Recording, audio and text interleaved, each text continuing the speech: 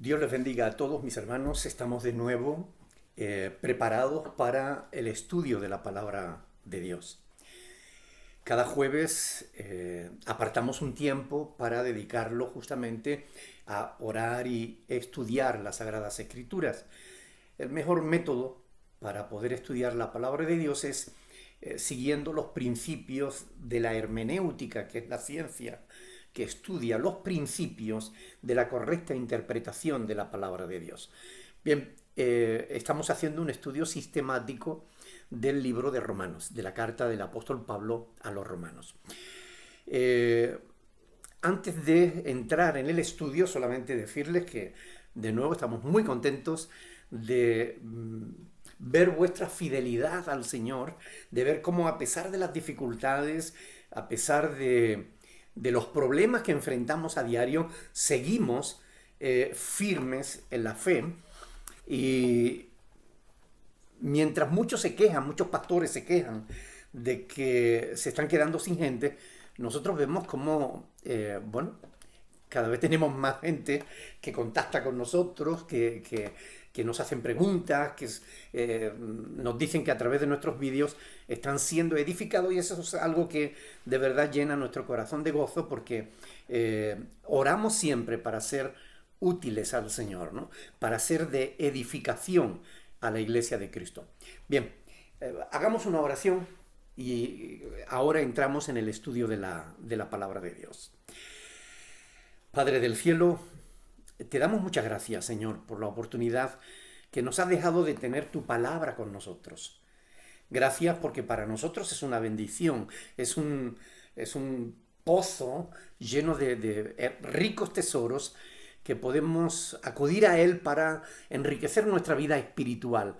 No son tesoros materiales, son tesoros espirituales, conocimiento profundo, sabiduría de lo alto, que tú has dejado encerrada en la Sagrada Escritura y que nosotros te agradecemos de todo corazón. Queremos rogarte, especialmente hoy una vez más, que tú ilumines nuestro corazón, llenes nuestra alma de luz, de manera que podamos comprender tu palabra y, lo que es más importante, que nos des la capacidad de poder ponerla por obra. Te lo pedimos en el nombre de Jesús, dándote las gracias de antemano, Señor. Amén. Amén. Bien, estamos, como decía, estudiando la epístola del apóstol Pablo a los romanos. La semana pasada nos quedamos en Romanos capítulo 1, versículo 4. Y nos quedamos hablando de la resurrección de Cristo como la evidencia que Dios manifestó para que todos, sin excusa, creyeran en Cristo y en su evangelio. Es decir, para que todos tuvieran un motivo para creer, Dios levantó a Jesús de entre los muertos. Y dice el apóstol que con eso dio fe a todos, con haberle levantado de los muertos. Así que la resurrección de Cristo es la prueba indubitable de que la fe cristiana es única, porque es la única fe que existe en el mundo cuyo fundador, después de muerto, sigue vivo. Solamente el cristianismo, la fe cristiana. Estudiamos la semana pasada cómo la resurrección de Cristo es también, sin lugar a duda, nuestra esperanza de la resurrección y de la vida eterna. Porque estuvimos leyendo Romanos 8, versículo 11, donde dice que el que levantó de los muertos a Cristo Jesús vivificará también vuestros cuerpos mortales por su Espíritu que mora en vosotros. Romanos 8, versículo 11. Es decir, así como levantó a Cristo de entre los muertos, también nos levantará a nosotros. Y esa es nuestra esperanza. Una esperanza cierta, que nos da valor para enfrentar los problemas, las enfermedades, incluso la muerte misma. De modo que hoy seguimos donde lo dejamos, pero por aquello del contexto, para saber ubicarnos dentro de la palabra, vamos a leer desde el versículo 1, ¿ok? Romanos 1, 1 hasta el 7. Aunque nos quedamos la semana pasada en el 4, hoy vamos a continuar en el 5, pero vamos a leer todo ese trozo, esa porción, esa perícopa, como se le llama, para que podamos tener un poquito de más sentido en lo que estamos estudiando. Romanos capítulo 1, versículo del 1 al 7. Dice lo siguiente: Pablo, siervo de Jesucristo, llamado a ser apóstol, apartado para el evangelio de Dios que él había prometido antes por sus profetas en las santas escrituras, acerca de su Hijo, nuestro Señor Jesucristo, que era del linaje de David según la carne, que fue declarado Hijo de Dios con poder, según el Espíritu de Santidad, por la resurrección de entre los muertos, y por quien recibimos la gracia y el apostolado para la obediencia a la fe en todas las naciones, por amor de su nombre, entre las cuales estáis también vosotros, llamados a ser de Jesucristo. A todos los que estáis en Roma, amados de Dios, llamados a ser santos. Les dice: gracia y paz a vosotros, de Dios nuestro Padre y del Señor Jesucristo. Hasta aquí la palabra del Señor. Como decíamos, nos quedamos en el versículo 4 y hoy vamos a continuar en el versículo 5. Y por quien recibimos la gracia y el apostolado para la obediencia a la fe en todas las naciones, por amor de su nombre. Es decir, por Cristo, Pablo recibió la gracia y el apostolado, o la gracia del apostolado, porque en este caso concreto, la gracia aquí no se refiere a ese favor inmerecido de la salvación que recibimos por fe, sino se refiere a la gracia en relación al su ministerio apostólico, ¿verdad? Por tanto, la gracia de Dios que lo llamó al ministerio, como él reconoce en el versículo 1, ¿verdad? Dice: Pablo, siervo de Jesucristo, llamado a ser apóstol, apartado para el evangelio de Dios. También en Romanos capítulo 15, versículo del 15 al 16, Romanos 15, del 15 al 16, dice: mas os he escrito, hermanos, en parte, con atrevimiento, como para haceros recordar, por la gracia que de Dios me es dada, la gracia de Dios que me es dada, para ser ministro de Jesucristo a los gentiles, ministrando el evangelio de Dios, para que los gentiles les sean ofrenda agradable, santificada por el Espíritu Santo. O sea, una vez más, Pablo está reconociendo la gracia que le fue dada en forma de su llamado al ministerio. Por tanto, es muy importante entender que Pablo no fue llamado a ser apóstol por el gran conocimiento que él tenía de las Sagradas Escrituras, ni tampoco por su celo religioso que le llevó a ser perseguidor de la iglesia. Él fue llamado al ministerio apostólico por la gracia de Dios. La gracia que le llamó al ministerio apostólico, al apostolado. También especifica aquí que fue llamado para la obediencia a la fe. Pensando en esto, yo me quedé pensando en que todos los cristianos somos llamados a la obediencia a la fe. Todos. La fe de Cristo, el Evangelio de Dios, su palabra. Porque mucha gente tiene fe, pero no es la fe de Cristo. Porque no están creyendo en el Evangelio de Dios, sino en evangelios fabricados por los hombres. Y no es lo mismo. Somos llamados a la obediencia a la fe de Cristo, al Evangelio de Dios, es decir, a su palabra. Y esto nos tiene que llevar a conocer más profundamente su palabra para asegurarnos de que la fe que tenemos es la fe de Cristo.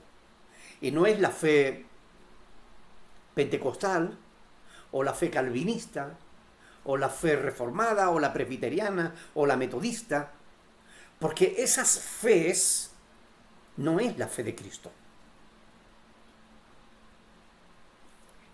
Yo sé que estas cosas le molestan a algunos evangélicos cuando me escuchan, pero es que es la verdad. La fe de Cristo es la que tenemos revelada en la palabra de Dios, en las Sagradas Escrituras. Pablo no podía predicar lo que él quisiera. Él tenía que predicar la fe de Cristo, el Evangelio de Dios, porque su ministerio consistía en hacer que todos obedecieran a la fe, como él, que había sido llamado a la obediencia a la fe en todas las naciones. ¿No les parece que la iglesia actual sería muy distinta si realmente entendieran esto? La importancia de obedecer la fe de Cristo. El Evangelio de Dios es lo que le daba sentido a su ministerio. Él no pretendía, como muchos falsos pastores de hoy en día, tener el templo más grande de la ciudad. Yo cuando oigo a un pastor decir cosas como esa, vamos a tener el templo más grande de la ciudad, a mí me viene a la mente la frase de Salomón en el Eclesiastés, ¿no? Vanidad de vanidades, todo es vanidad. Porque todos los templos, por muy grandes, lujosos y cómodos que sean, se van a quedar aquí. El único templo que importa eres tú. Porque Dios no habita en templos hechos de manos humanas, habita en nosotros, en los creyentes. Él tampoco pretendía, el apóstol Pablo me refiero, no pretendía tener la iglesia con mayor número de congregantes. Vamos a tener la iglesia más grande.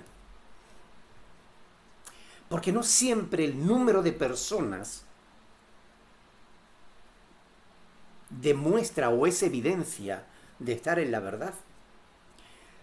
En estos días alguien comentaba uno de nuestros vídeos en YouTube y decía que bueno, ¿cómo podía yo decir que Paul Baza, John MacArthur, John Piper, Michel Suguelé, Miguel Núñez, Juan Manuel Barth y todas estas gentes que son calvinistas, cómo podía yo decir que estaban equivocados?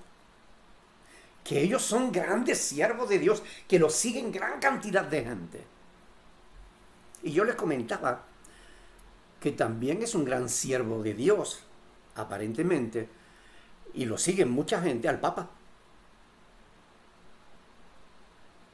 No estoy diciendo que estén tan despistados como el Papa,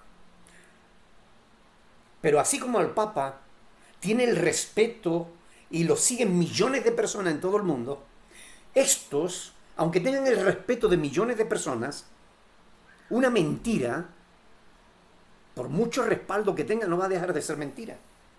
Y una verdad, por muy poca gente que la defienda, jamás dejará de ser verdad. Recuerden los dos caminos, el angosto y el ancho. El ancho está lleno de gente, el angosto, por ahí van pocas. Eso tampoco quiere decir, ¿ok?, que el ser poco te dé la razón o sea evidencia de estar en la verdad. No. La única evidencia de estar en la verdad es que la base, el fundamento de tu fe sea las Sagradas Escrituras. Esa es la única garantía que tenemos de estar en la verdad. Porque Jesús dijo, si permaneciereis en mis palabras, seréis verdaderamente mis discípulos y conoceréis la verdad. Y la verdad os hará libres. Por tanto, el único interés que el apóstol Pablo tenía en relación al Evangelio era justamente que todos obedecieran la fe de Cristo. Por ejemplo, en Romanos 1:9, aunque sea adelantarnos un poquito, dice, porque testigo me es Dios, a quien sirvo en mi espíritu en el Evangelio de su Hijo, de que sin cesar hago mención de vosotros en mis oraciones. Testigo me es Dios, a quien sirvo en mi espíritu en el Evangelio de su Hijo. No en el Evangelio de la prosperidad, en el Evangelio de la superfe, en el Evangelio de la risa, en el Evangelio de las caídas, ni en ningún otro falso evangelio. Romanos capítulo 1, versículo 15, dice Pablo, así que en cuanto a mí, pronto estoy a anunciaros el Evangelio, también a vosotros que estáis en Roma. Y en el capítulo 1, versículo 16, dice, porque no me avergüenzo del Evangelio, porque es poder de Dios para la salvación a todo aquel que cree, al judío primeramente y también al griego. Como ven, para Pablo el Evangelio es fundamental. El Evangelio da fundamento y sentido a su ministerio. Algunas personas, malinterpretando mi vídeo sobre titulado ¿Por qué ya no soy evangélico?, a veces me citan este texto de Romanos 1:16. No se debe avergonzar del Evangelio. No se salga de la iglesia. No se salga de la fe. Bueno, la mayoría están malinterpretando el título del vídeo, que en su mayor parte ni siquiera han visto. Juzgan el vídeo por su título, cuando justamente el título está ahí para llamar su atención. Ellos creen que yo me avergüenzo del Evangelio y no. Nada más lejos de la verdad. No me avergüenzo del Evangelio. Me avergüenzo y mucho de aquellos que, llamándose evangélicos, ni siquiera conocen el Evangelio. Y miren, así los hay. Multitud de iglesias numerosas están llenas de gentes que nunca oyeron hablar de la necesidad de arrepentirse de sus pecados. Nunca oyeron hablar que Cristo murió por sus pecados, no para hacerle rico.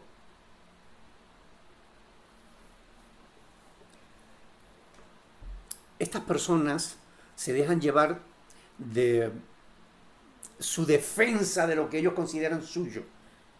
Yo soy evangélico. Ojalá que dejaran de ser evangélicos y comenzaran a ser hijos de Dios. Pero de verdad, nacidos de nuevo. Gente que viva conforme a las Sagradas Escrituras. Para aquellos que no lo saben, el movimiento evangélico es un movimiento que surge a raíz de la Reforma protestante del siglo XVI. Ahí nace el movimiento evangélico, con ciertos grupos que se unifican como iglesia evangélica. Pero miren, nuestra fe no está en la Reforma. Nuestra fe está en las Sagradas Escrituras, en Cristo. No en el siglo XVI, sino en el siglo I. No me canso de repetir esto, porque es necesario, si tú quieres conocer la verdad, de que no te estanques en el siglo XVI, llega al siglo I y comienza a estudiar desde ahí en adelante. Y te darás cuenta de cómo en el siglo IV la Iglesia Católica se desvía de la verdad. Cómo a partir de ahí, en diferentes siglos, diferentes grupos se van desviando de la verdad. La ortodoxa, la luterana,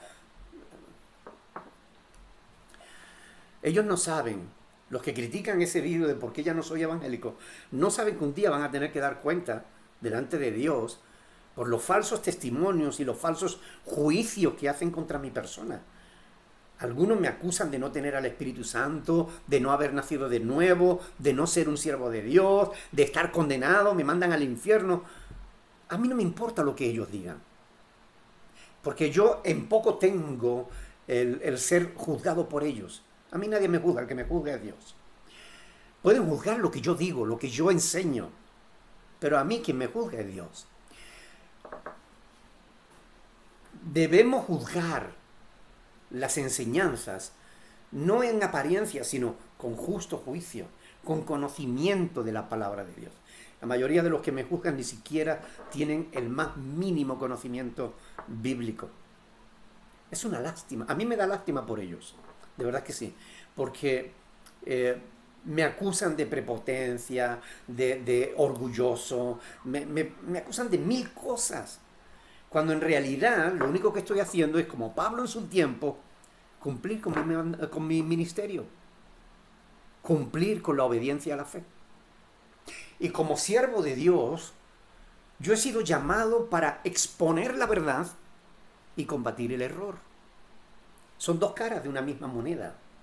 Son dos acciones que debo hacer, como la hizo Cristo en su día, exponiendo el Evangelio a los pecadores y combatiendo los errores de los religiosos. Lo mismo hizo Pablo y muchísimos otros a lo largo de la historia. Y es lo que yo hago, aquello a lo cual Dios me ha llamado. Ojalá que tú hagas también lo mismo. Volvamos a Romanos capítulo 1, versículo 5. Cuando Pablo dice ahí, por quien recibimos la gracia y el apostolado, perdón, es importante señalar que cuando dice recibimos, no se está refiriendo a que todos los cristianos hayamos recibido la misma gracia y ministerio. La gracia a la salvación sí, la gracia al ministerio apostólico no. Y aquí Pablo está hablando de la gracia que le llevó al ministerio apostólico. Esto es muy importante entenderlo, porque está hablando de aquellos que recibieron esa gracia, ese ministerio. Actualmente muchísimos grupos neopentecostales enseñan que todo el mundo es llamado a ser líderes y usan mal la palabra de Dios para sostener sus falsas doctrinas, sus herejías. Mire, hay un pasaje en las Escrituras, en 1 Corintios, capítulo 12, versículo del 29 al 30, que dice, 1 Corintios 12, 29 y 30, ¿son todos apóstoles? Actualmente pareciera que sí, ¿verdad? Todos quieren ser apóstoles. Pero Pablo pregunta, ¿son todos apóstoles? ¿Son todos profetas? ¿Todos maestros? ¿Hacen todos milagros? ¿Todos tienen dones de sanidad? ¿Hablan todos lenguas? ¿Interpretan todos? La respuesta lógica a estas preguntas retóricas es que no. La iglesia no todos somos llamados a ser pastores, ni a ser apóstoles, ni a ser líderes.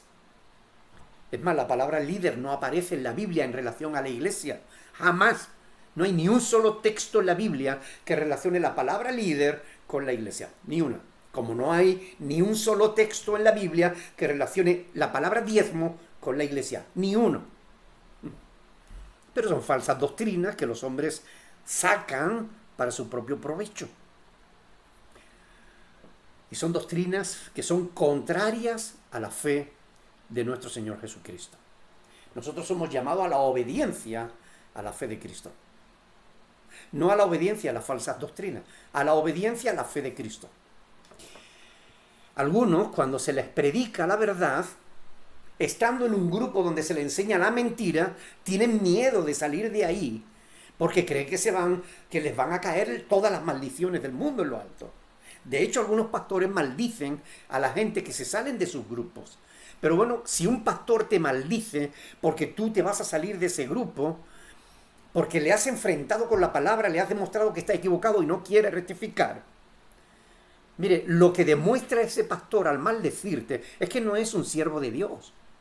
Es que es un ignorante de las Escrituras.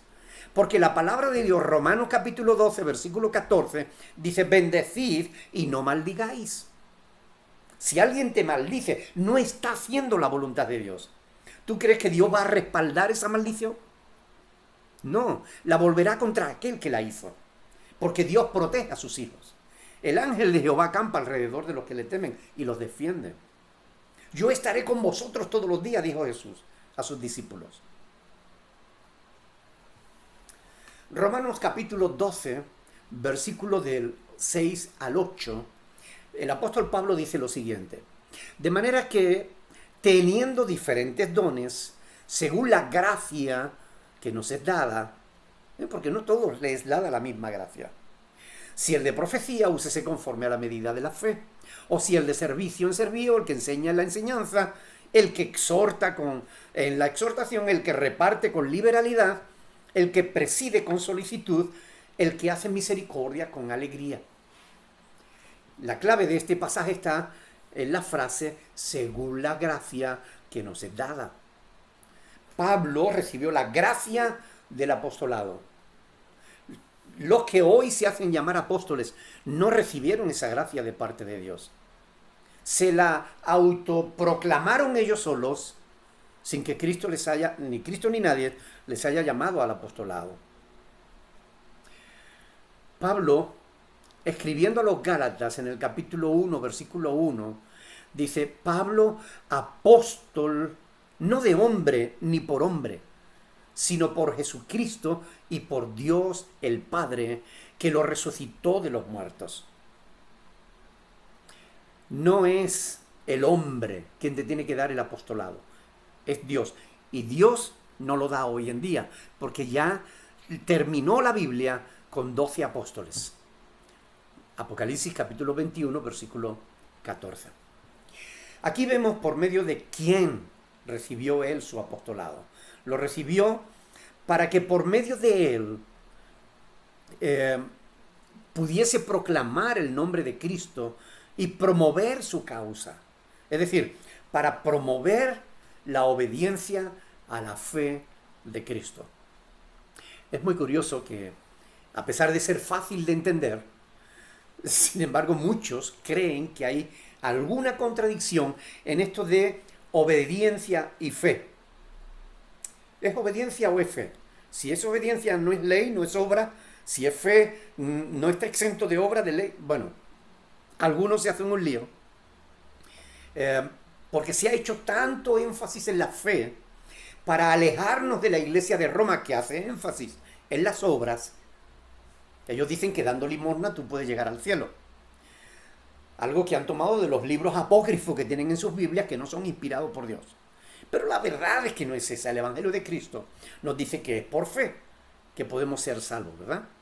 Pero para alejarse de la Iglesia Católica hemos hecho tanto énfasis en la fe que ahora hablar de obra nos resulta como de pecado.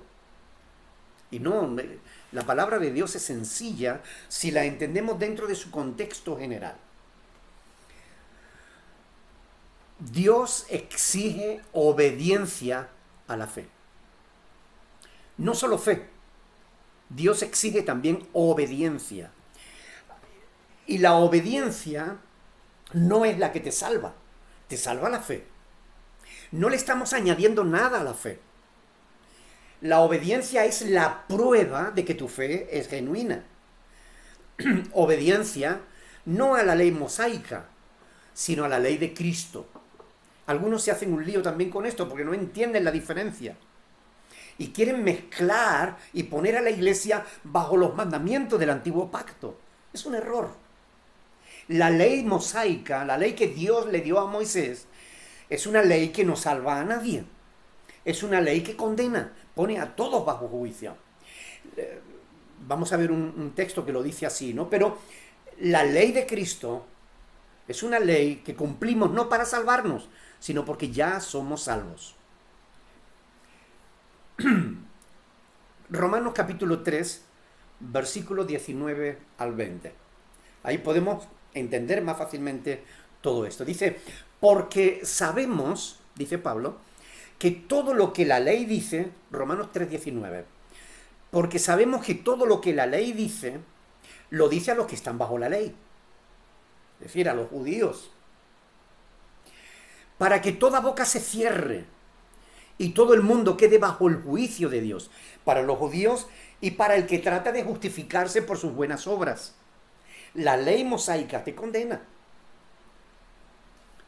ya que por las obras de la ley ningún ser humano, dice Pablo, será justificado delante de él, porque por medio de la ley es el conocimiento del pecado.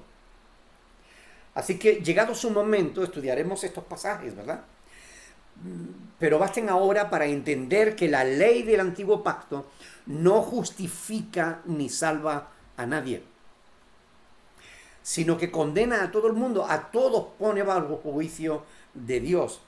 La ley mosaica, la ley de Moisés, o la ley que Dios le dio a Moisés, porque no la inventó él, sino Dios se la dio, es una ley que simplemente estaba dada para que el hombre reconociera su incapacidad de agradar a Dios, de llegar a la altura que Dios demanda del ser humano. Nadie puede justificarse por las obras de la ley. En cambio, la ley de Cristo, que tampoco salva, porque la salvación no es por obra, es por fe, está ahí para que sirva de evidencia de que hemos entendido el Evangelio. Que nuestra fe es genuina al caminar en las obras de Dios que Dios preparó de antemano para que nosotros andemos en ellas. Yo ruego a Dios de verdad que les dé luz y entendimiento a todos para poder comprender estas hermosas verdades bíblicas. Están reveladas en su palabra y el apóstol Pablo nos las muestra. Todos conocemos también las palabras de Santiago en el capítulo 2, donde habla y enseña que aquel que diga que tiene fe, pero que no tenga obras, está mintiendo, demostrará que su fe es falsa. La fe genuina te lleva a cumplir la voluntad de Dios. No la cumples para salvarte, sino porque ya eres salvo por fe. Pero si tú dices que tienes fe y no andas en la voluntad de Dios, lo que estás demostrando es que tu fe es falsa. ¿Ok? Santiago capítulo 2, versículo 14 al 16, Santiago 2, 14 al 16, dice lo siguiente: hermanos míos, ¿de qué aprovechará si alguno dice que tiene fe y no tiene obras? ¿Podrá la fe salvarle? Y si un hermano o una hermana están desnudos y tienen necesidad del mantenimiento de cada día, y alguno de vosotros le dice, id en paz, calentaos y saciaos, pero no le dais las cosas que son necesarias para el cuerpo, ¿de qué aprovecha? Así también la fe, si no tiene obras, es muerta en sí misma. Pero alguno dirá, bueno, tú tienes fe y yo tengo obras. Bueno, pues muéstrame tu fe sin tus obras y yo te mostraré mi fe por mis obras. ¿Tú crees que Dios es uno? Bien haces. También los demonios creen y tiemblan. ¿Mas quieres saber, hombre vano, que la fe sin obras es muerta? ¿No fue justificado por las obras Abraham, nuestro padre, cuando ofreció a su hijo Isaac sobre el altar? ¿No ves que la fe actuó juntamente con sus obras? Y que la fe se perfeccionó por las obras. Y se cumplió la escritura que dice, Abraham creyó a Dios y le fue contado por justicia. Y fue llamado amigo de Dios. Vosotros veréis, pues, que el hombre es justificado por las obras y no solamente por la fe. Asimismo también, Rahab la ramera no fue justificada por las obras cuando recibió a los mensajeros y los envió por otro camino. Porque como el cuerpo sin espíritu está muerto, así también la fe sin obras está muerta. Es decir, las obras no te van a salvar, pero van a demostrar que tu fe es genuina. De modo que, aunque la salvación se obtiene solo por fe, si esa fe es auténtica, se manifiesta en que andamos en las obras que Dios preparó de antemano para que andemos en ellas. Efesios 2, versículo 10. Una persona no puede tener fe genuina sin ser obediente al Evangelio de Cristo, a la fe de Cristo. Ni viceversa. Es decir, nadie puede ser obediente a la palabra de Dios si no tiene fe genuina. Nadie obedece realmente a Dios de todo corazón sin fe. Para entender mejor esta cuestión, vamos a ver dos textos de esta misma epístola de Pablo a los romanos. Uno está en el en el capítulo 1, versículo 8. Romanos 1, 8 dice, primeramente doy gracias a mi Dios mediante Jesucristo con respecto a todos vosotros, de que vuestra fe se divulga por todo el mundo. Y en el Romanos 16, 19 dice, porque vuestra obediencia ha venido a ser notoria a todos. ¿Veis? La fe y la obediencia se complementan. La fe y la obediencia están íntimamente ligadas. La primera, la fe como causa. La segunda, las obras como consecuencia de la primera.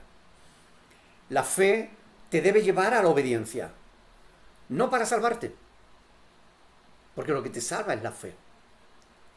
El apóstol sigue diciendo en el Romanos capítulo 1, versículo 5, en todas las naciones por amor de su nombre, entre las cuales estáis también vosotros llamados a ser de Jesucristo.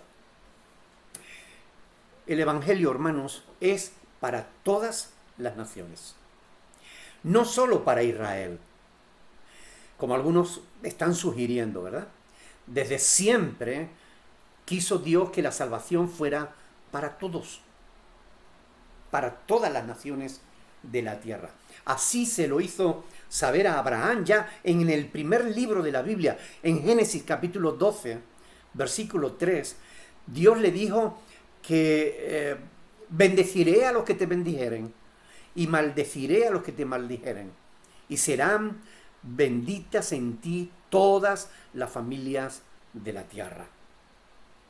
Porque de Abraham iba a descender el Salvador, Cristo Jesús, el Salvador del mundo. Por eso dice, en ti serán benditas todas las naciones de la tierra. Aquí tienen como Dios desde el principio ya quiso bendecir a todas las naciones. Hoy en día hay algunos que pretenden que solo Israel es el pueblo de Dios y que hay que convertirse al judaísmo para adquirir la salvación.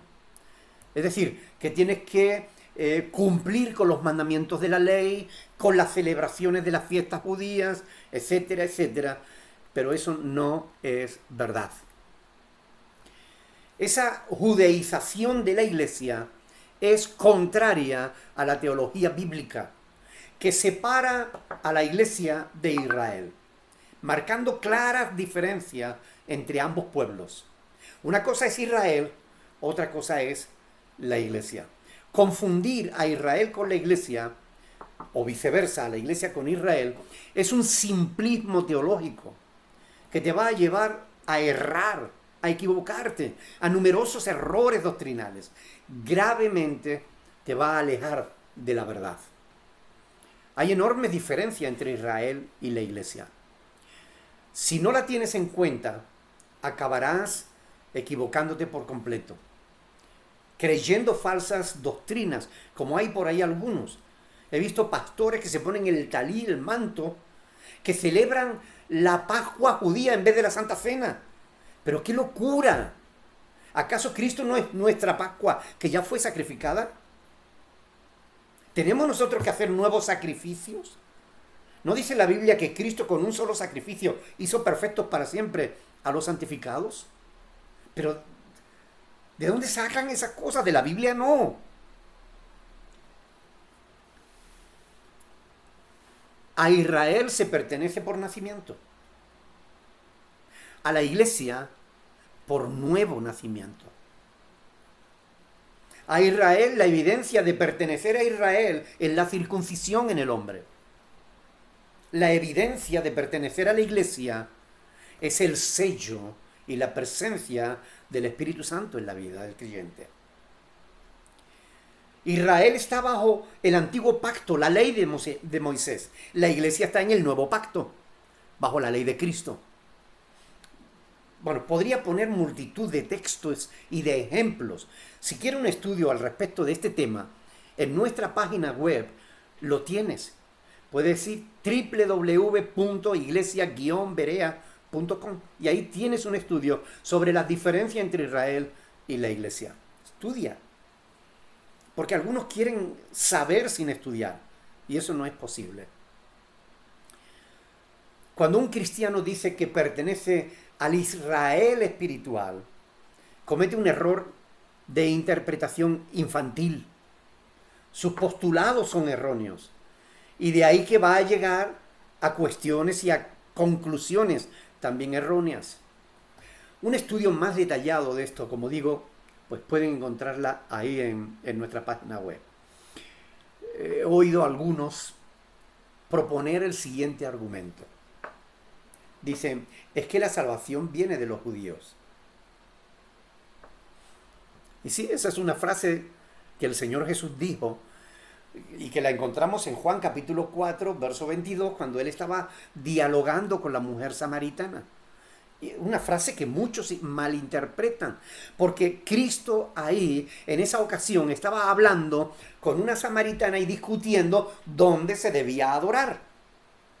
Cristo usó ese argumento para decirle que él sabía mejor que ella dónde y cómo debía adorar a Dios. Pero de ningún modo estaba poniendo a Israel por encima de otros pueblos. Simplemente estaba señalando que Dios había escogido a Israel para traer de ahí al Salvador. Son cosas muy diferentes.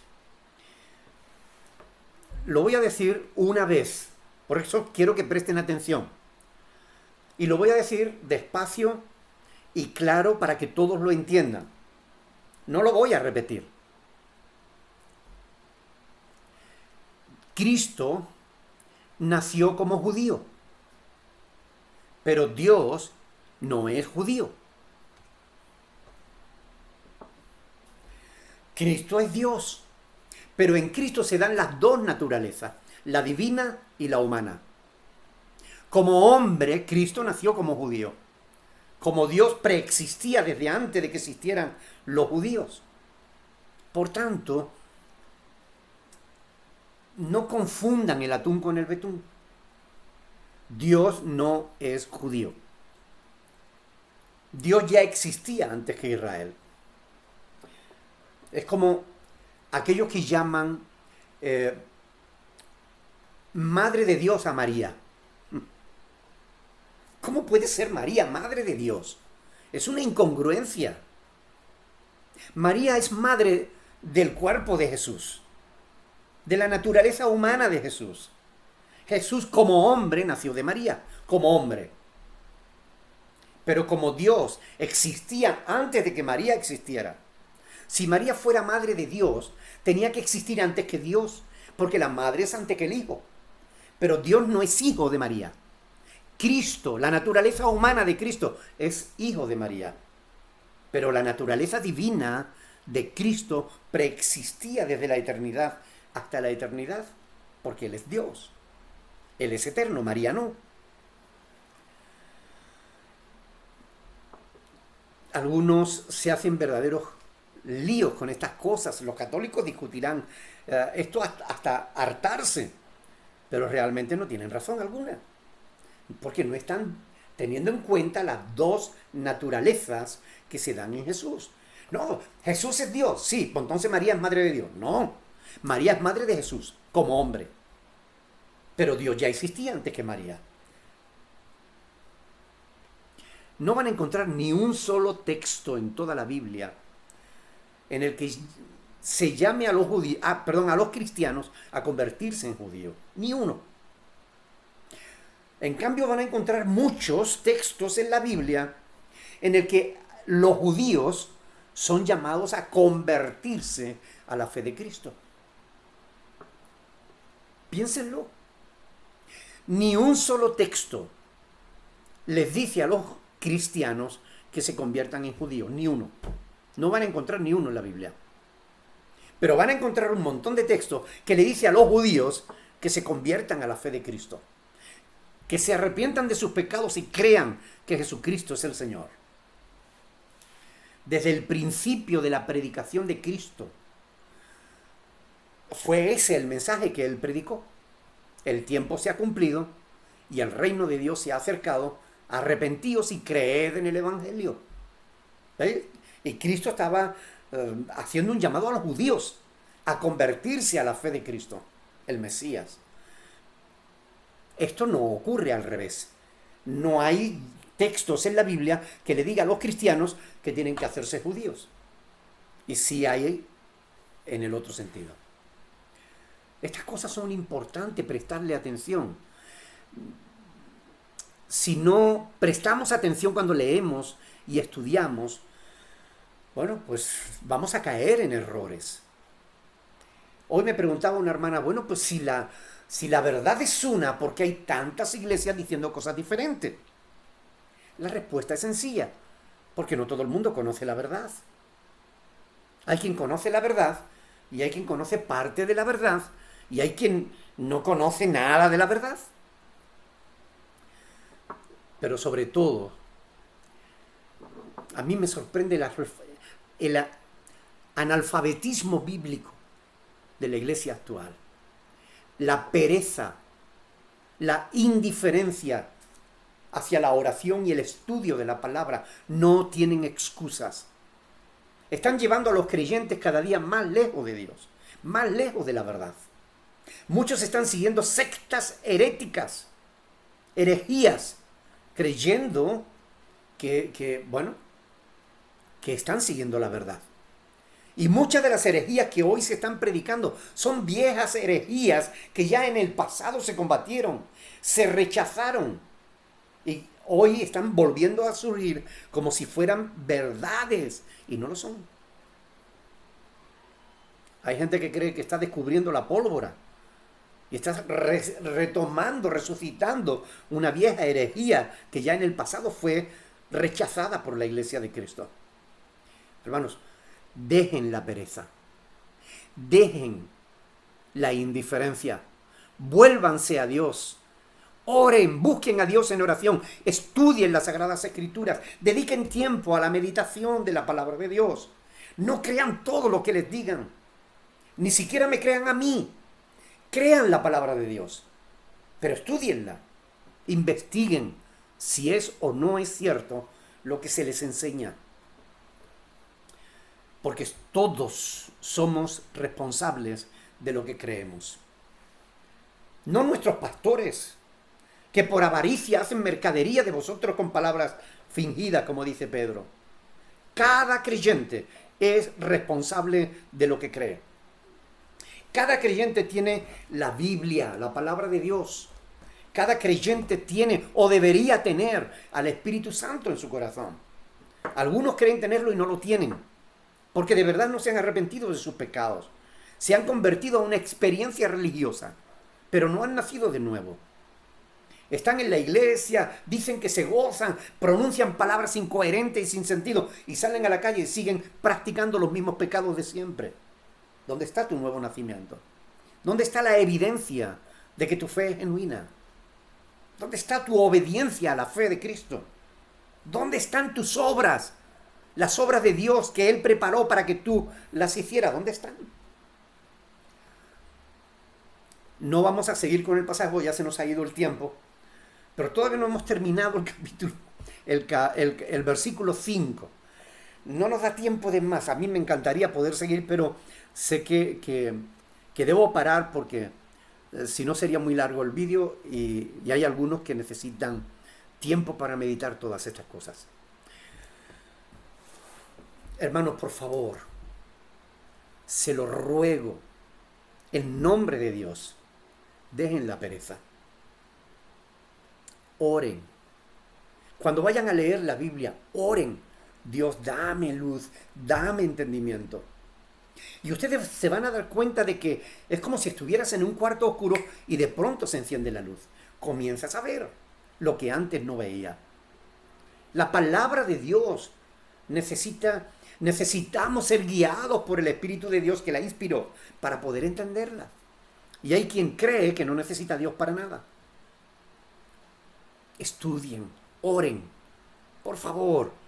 Ahora no tienen excusa, tienen tiempo. Hay algunos que están todavía en el ERE, están en paro, no trabajan, están en sus casas y pierden el tiempo en la televisión cuando deberían estar estudiando la palabra de Dios. Hay un tiempo para cada cosa.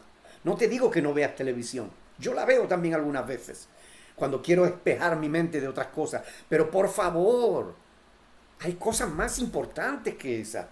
No dejes lo importante a un lado para simplemente perder el tiempo. Estudia la palabra, ora al Señor.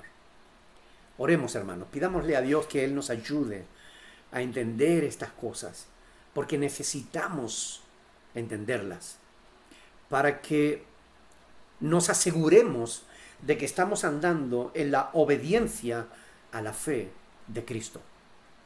Porque para eso hemos sido llamados, a obedecer la fe de Cristo.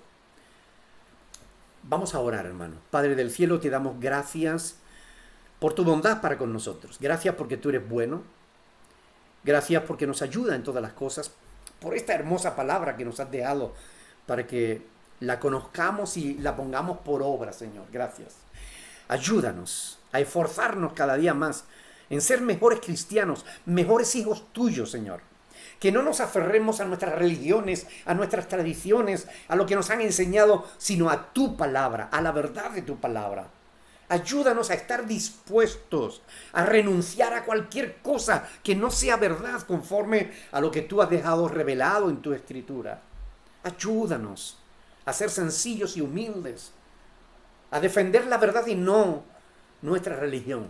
Señor, por favor, en el nombre de Jesús, bendice a mis hermanos y a sus familias, en el nombre de Jesucristo. Amén. Hermano, un saludo de los pastores, de Andrés, de Katia, de mi esposa. Estamos contentos porque de verdad que es una bendición el ver cómo estáis perseverando en la verdad. El número de personas que ven nuestros vídeos ha aumentado casi 2/3. Los comentarios han aumentado más de un 150%. Los comentarios a nuestros vídeos en internet están despertando cada día mayor interés, mayor curiosidad. Oremos por todas esas personas que están encontrándose con estos vídeos y que de verdad les ayuden a acercarse a Dios. Es el deseo de nuestro corazón. Los pastores enseñamos y predicamos con el deseo de que ustedes acaben haciendo lo que hacemos nosotros. Acaben en la obediencia a la fe de Cristo. Dios les bendiga, mis hermanos. Un abrazo fuerte.